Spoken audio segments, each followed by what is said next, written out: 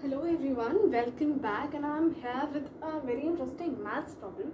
So this is not the first time I'm trying this question. मैंने एक method सोचा अच्छी तरह से and उसको अप्लाई करा but for some reasons answer सही नहीं आया. So I'm here attempting it for the second time and if the answer doesn't come right because according to me ये logic मैंने सही लगाया then you can help me to find out exactly क्या logic में problem आएगी.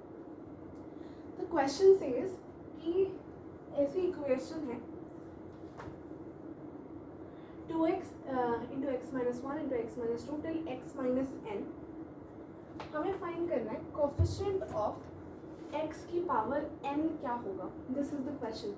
Coefficient of x जिसकी power n हो. तो ये सीरीज का क्वेश्चन है.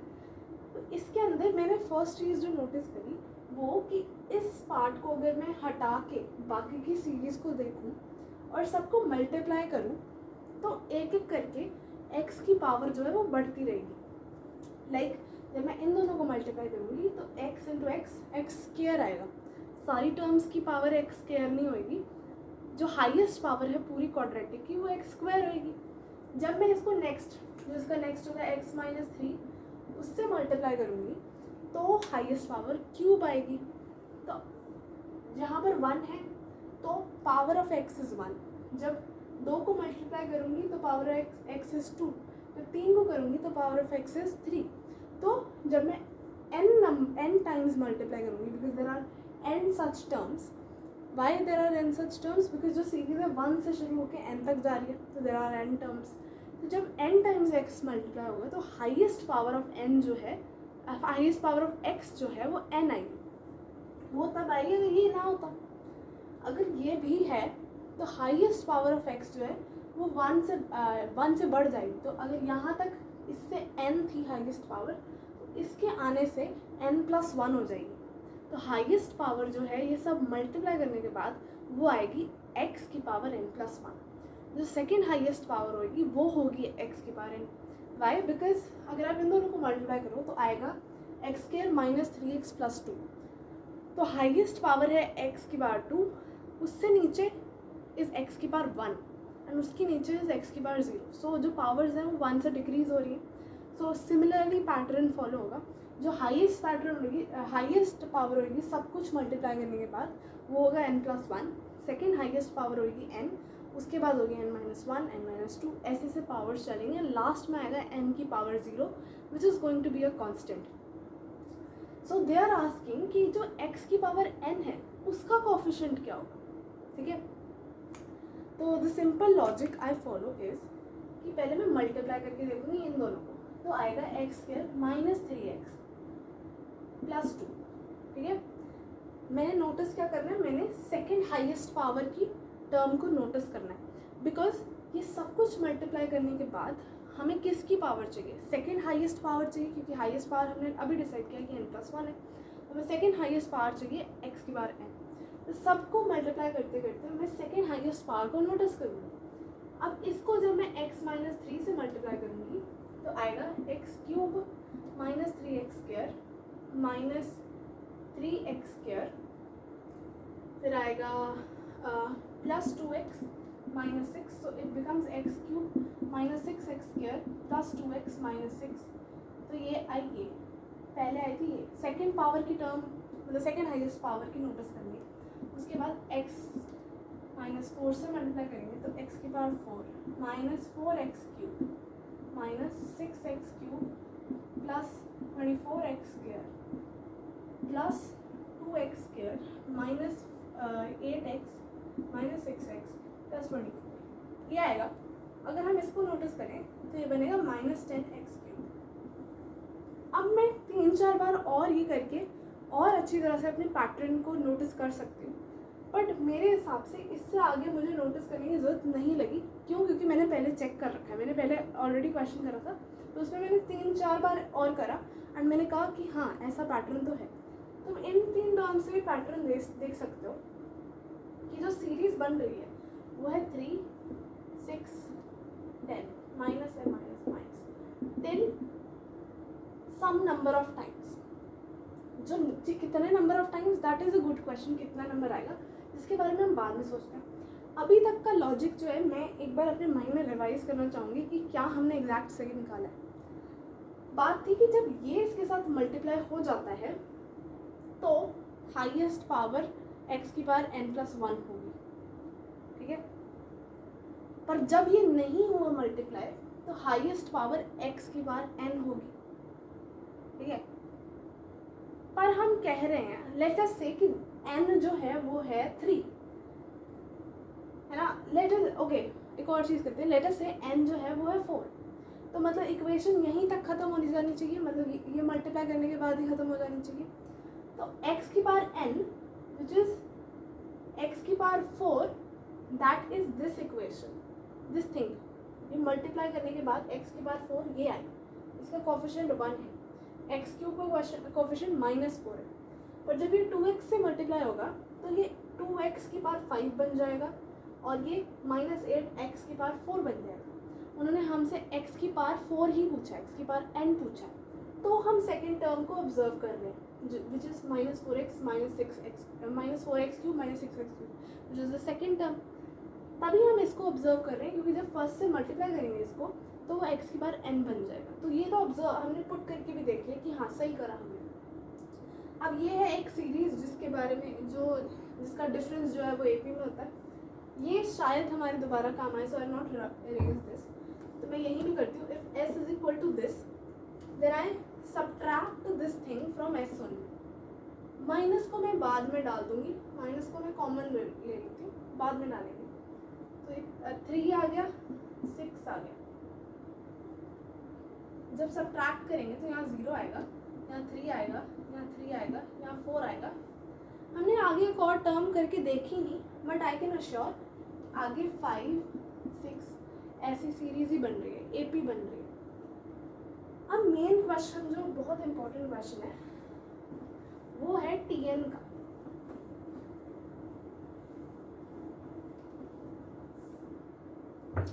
हमने कह दिया कि जो हम सिर्फ सेकेंड पावर की टर्म्स को ऑब्जर्व कर रहे हैं, ठीक है। ये सीरीज के अंदर इसको हटा के, ये हमने अभी कंसिडर नहीं करा, ये हम लास्ट में मल्टीप्लाई करेंगे। इस सीरीज को मिला के जो हमारे नंबर ऑफ टर्म्स हैं वो n है। पर क्या जब हम इनको मल्टीप्लाई कर देंगे तो सेकेंड हाईएस्ट पावर वाली टर्म भी n टाइम्स आएगी? नहीं, विच आई कैन एक्सप्लेन कि जब हम इन दोनों चीज़ों को मल्टीप्लाई करते हैं ना तो सिर्फ एक टर्म आती है n-1 पावर वाली, विच वॉज -3x इन जब हमने इनको मल्टीप्लाई करा। तो आप देख रहे हो 2 को मल्टीप्लाई करने के बाद सिर्फ एक टर्म मिल रही है हमें, पर ये सबके साथ नहीं चलेगा। इसको मल्टीप्लाई करा, एक टर्म आई, फिर जो इसका मल्टीप्लाई करके जो भी आता फिर उसको इससे मल्टीप्लाई करा तो एक और आई, फिर जो मल्टीप्लाई करके करेंगे उसको अगले से करेंगे एक और आएगी।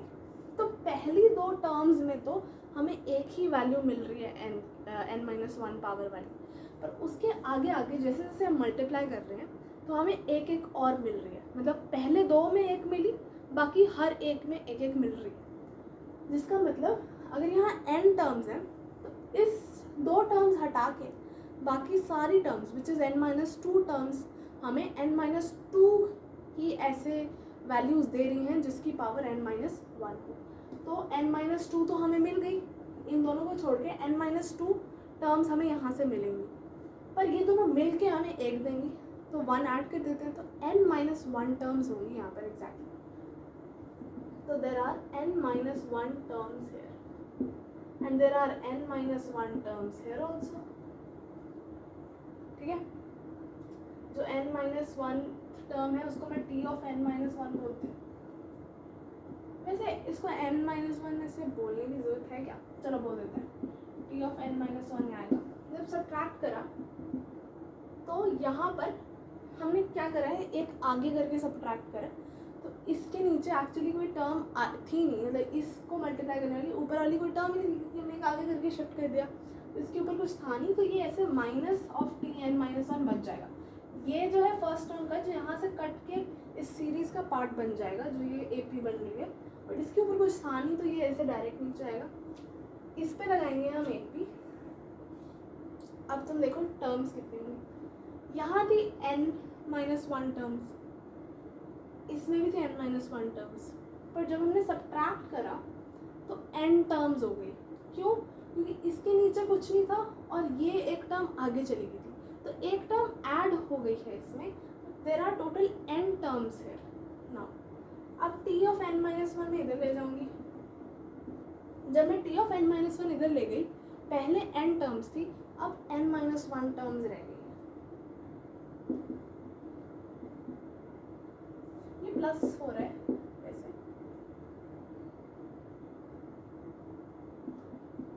क्योंकि मैंने s लिखा है यहाँ पे तो प्लस हो रहा है। तो there are how many terms now? यहाँ थी n टर्म्स, और जब ये यहाँ गया तो आई n माइनस वन टर्म्स। पर तुम देखो ये जो है ये तो AP में है ही नहीं, AP यहाँ से शुरू हो रहा है, तो ये तो टर्म रिपीट हुई है। इसको हटा के हम लिखेंगे ये सब जो है वो AP में है। दोबारा देखो, यहाँ थी n टर्म्स, ये इधर गई तो ये होगी n माइनस वन टर्म्स। एक टर्म हमने AP से निकाल दी तो अब हो गई n माइनस टू टर्म्स। ठीक है, n terms n minus one, n minus to terms हो गई। n माइनस टू टर्म्स का सम निकालेंगे तो हम n by two into two a which is a is 3 plus n minus 1 which is n minus 3 b is just 1 because 4 minus 3 is 1. This is equal to t of n minus 1. What is t of n minus 1? The last term that will happen, जो यहाँ पर आएगी आखिरी वाली term, that. तो यहाँ पर हम इसको ऐसे करके लिखती हूँ मैं, इसको खोल दूंगी तो ये बना n plus 3, so 3 plus n plus 3 into n minus 3 by 2। तो एलसीएम जाएगा 6 plus n square minus 3n plus 3n, तो 0 पर हम ऐसे डायरेक्ट नहीं करते, plus 3n minus 3n minus 9, n square minus 3n plus 3n minus 9, ये cut गया। 9 minus 6 is minus 3, n square minus 3 by 2 आया। ठीक है, now this is what I hope I am doing it right. t of n minus one जो है वो आया है n स्क्वायर माइनस 3। अब कहने का तात्पर्य ये है कि पहली बार जब हमने करा तो आया 3x, फिर आया 6x स्क्वायर, फिर आएगा 10x क्यूब, फिर आगे एक और बार बढ़ेगी, एक और बार बढ़ेगी, एक और बार बढ़ेगी। जब t of n minus one आएगा उसकी पावर होगी t ऑफ n, x की पावर n माइनस वन ही होगी। ठीक है, x की पावर n माइनस वन ही होगी, फिर ये मल्टीप्लाई होगा 2 से। तो एक्चुअली ये x की पावर n माइनस वन का कोफिशिएंट ही है, क्योंकि हमने कोफिशिएंट की सीरीज बनाई ना, x स्क्वायर था, x था, x स्क्वायर था, x क्यूब था, ऐसे से थे, उसकी हमने कोफिशिएंट्स ली और उसकी सीरीज बनाई, तो कोफिशिएंट ही आया लास्ट का। और हमें पता है कोफिशिएंट के साथ वेरिएबल होगा x और x की हाईएस्ट पावर होगी n, तो वो एग्जिस्ट करता है। फिर x की highest power n minus one होगी, क्योंकि अभी एक और x पड़ा है जिसके साथ हमें मल्टीप्लाई करना है। तो हमने 2x के साथ उसको मल्टीप्लाई करा तो x की power n minus one into x, तो वो 1 ऐड हो गया तो x की पावर n बन गई, पर इसका कोफिशिएंट यहाँ मल्टीप्लाई होगा तो वो बना n स्क्वायर माइनस 3। अब आई थिंक जो आंसर है वो थोड़ा सा डिफरेंट है। I think answer is minus of n square plus n। So I think I need your help to find out what exactly is the logical mistake है, because मेरे हिसाब से मैंने लॉजिक सही निकाला है। हम यहाँ से कैलकुलेशन देख सकते हैं, यहाँ थी n टर्म्स बिकॉज यहाँ थी n माइनस वन टर्म्स, ये इधर गया तो अब n माइनस वन टर्म्स हो गई, अब n माइनस टू क्योंकि AP से बाहर चला गया, तो 2a into n minus one d which is 1, तो इसको ऐड करेंगे तो बनेगा n plus 3, n minus two into n plus 3, which I have done here. I think मैंने यहाँ एक गलती कर दी है. n plus 3 into n minus 2 है.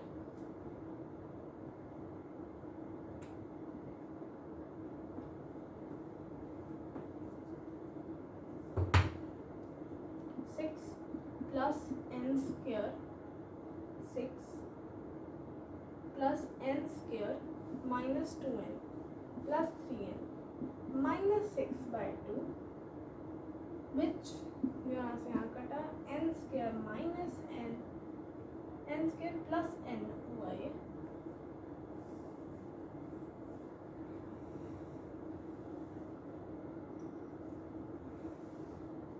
by 2 से मल्टीप्लाई करेंगे तो आया ये कट गया तो n square plus n is the answer. Actually answer exactly नहीं है ये वैसे. I guess something close. Answer was minus of n square plus n. This is okay. I got it. I tell you what. This is exactly the right answer. I hope 2 से multiply करना आपको समझ आ गया हो. क्यों करा? Because एक 2x से भी मल्टीप्लाई करा. x को मैंने क्यों काउंट नहीं करा मल्टीप्लिकेशन करते हैं? बिकॉज x की पावर n माइनस 1 थी एंड x की पावर n माइनस 1 थी एंड उसमें से मैंने x मल्टीप्लाई करा तो x की पावर n बन गई which is what we wanted. I just check if the camera shows it clear.